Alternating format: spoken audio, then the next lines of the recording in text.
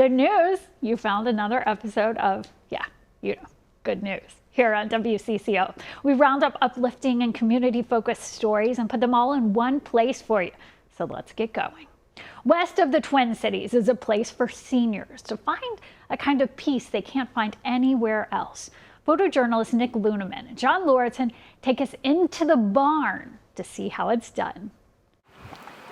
Out of the rain, inside, there's nowhere to rush and nothing to distract.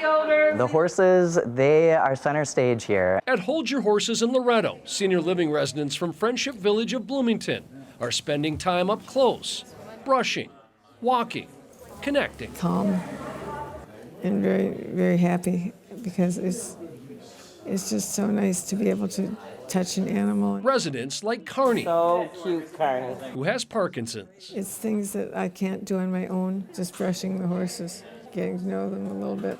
For many here, these moments don't come easy. That doesn't mean they have to be complicated. They're all professional therapy horses, so not every horse is destined to be a therapy horse. It takes a certain temperament to do this work safely. He is very mouthy.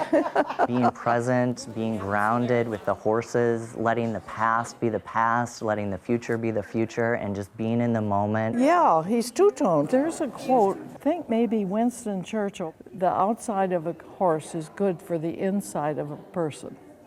And I think that holds true. Yeah. Having owned a horse at the age of 5, Barb Bartholomew says there is a chance to slow down and feel something real. They're intuitive. They kind of sense how you feel. And there's something about seeing that light up throughout their whole body. In Loretto with photojournalist Nick Luneman, John Lauritsen, WCCO News.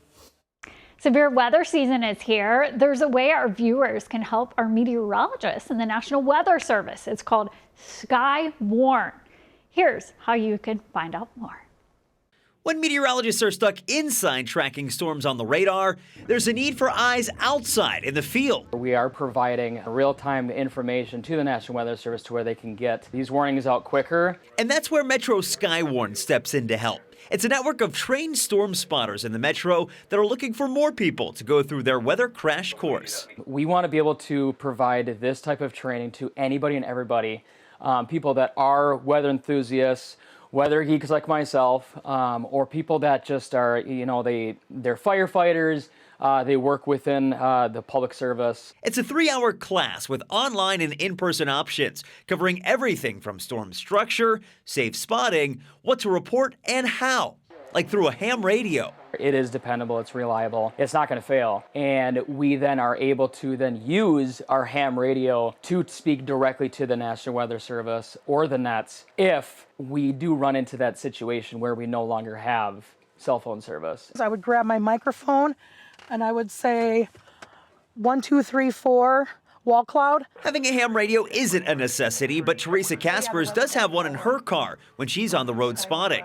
She says this is a passion of hers, along with the 700 to 800 people they train each year. We are really here for the safety of our communities, and that is something that can't be stressed enough, that when stuff happens, we're going to be out there. Adam Del Rosso, WCCO News.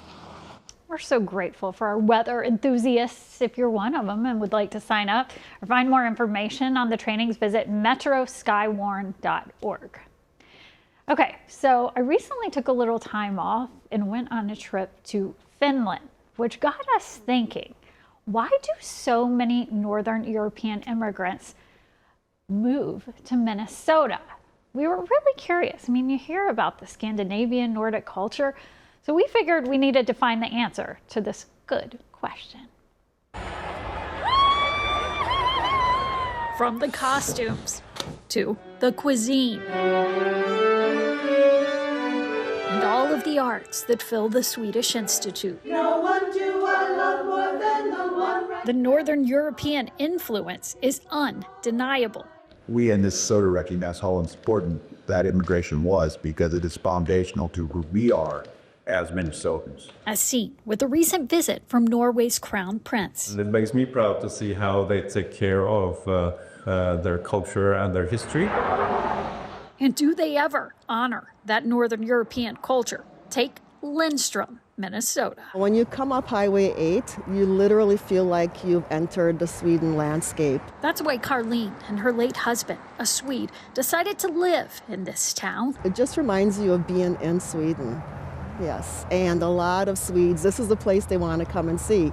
As seen at the town gift shop, which displays a book Swedes read in school about immigrating to Minnesota. Where do people come from? We get people from Norway, from Sweden, from Finland, from Denmark, Iceland. And they're visiting Minnesota? They're visiting Minnesota. They're here. A mutual fascination that Lily Obita shares. It started off as my hobby, and then it became my job. A job teaching Scandinavian immigration at the University of Minnesota. She says Scandinavia is only part of the story. Scandinavia is Sweden, Denmark, and Norway. The Minnesota influence is also Nordic, which includes Finland, Iceland, and Greenland. Why did so many people from Scandinavia come to Minnesota? I wish that there was a fairy tale answer. She says the main factor was not the similar weather. The real truth of it is that this was a frontier area at that point. 1862 starts the Homestead Act, which allows European settlers to basically buy a very large plot of land for very little money. Places like Iowa and Wisconsin had opened up much earlier to settlers. And so the next frontier was Minnesota. 1/3 of Nordics came to the U.S. Norwegians to farm, Danes for religious freedom, Finns for labor jobs, and Icelanders for white-collar jobs. And many of them came also via a process called chain migration, which essentially means somebody came here first. Someone was the brave one. So they go where their people are. Exactly. And here we are now.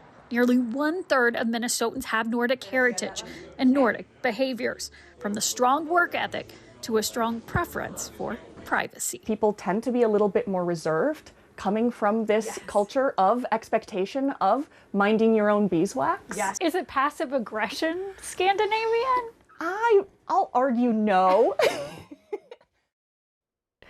Preservation organizations like the Swedish Institute, the Norway House, and the Finlandia Foundation all help and keep that culture alive and well. And yes, that famous Minnesota accent is from Nordic language. You betcha.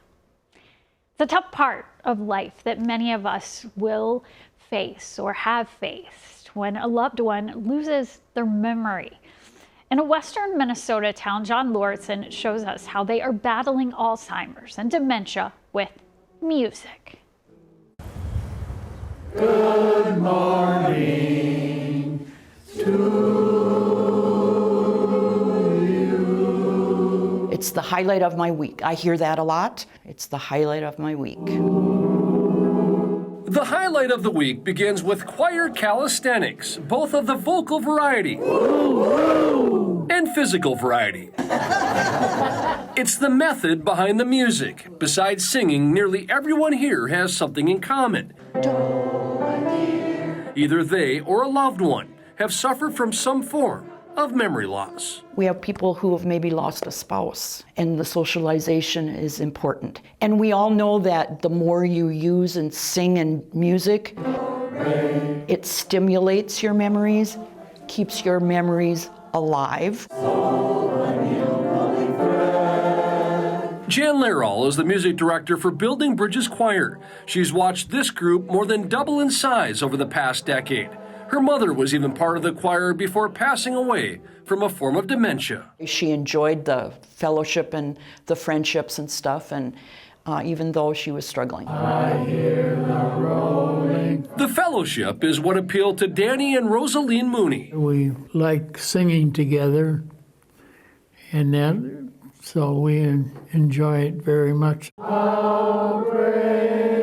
Danny and Rosaline were high school sweethearts and have been married for 62 years. Danny has Parkinson's and some dementia, so I'm his wife and caregiver, and it's been a real good support for me as well. The songs we sing, this is my story, bring back memories. This is my song. Research shows that musical memories are the last memories to leave you. So the choir performs at senior living facilities and veterans' homes, singing church hymns and patriotic songs. We we've gotten standing ovations. Yes, we have. What do you hope people get out of it? A sense of belonging, that they're important, that they still have something to contribute. It's a different kind of trip down memory lane. One that everyone in this choir is happy to take. We're a family. I don't know how else to describe it. We have become a family. It's been wonderful over the years to see how they care for one another. In Granite Falls with photojournalist Tom Avilas.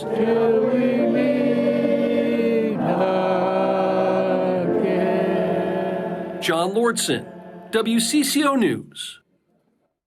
The Building Bridges Choir practices every Thursday morning at St. Paul Lutheran Church in Granite Falls.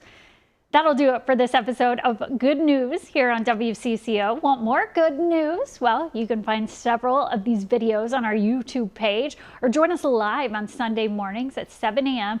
on WCCO.com or on TV. You can stream us on CBS News Minnesota. Enjoy your day, friends.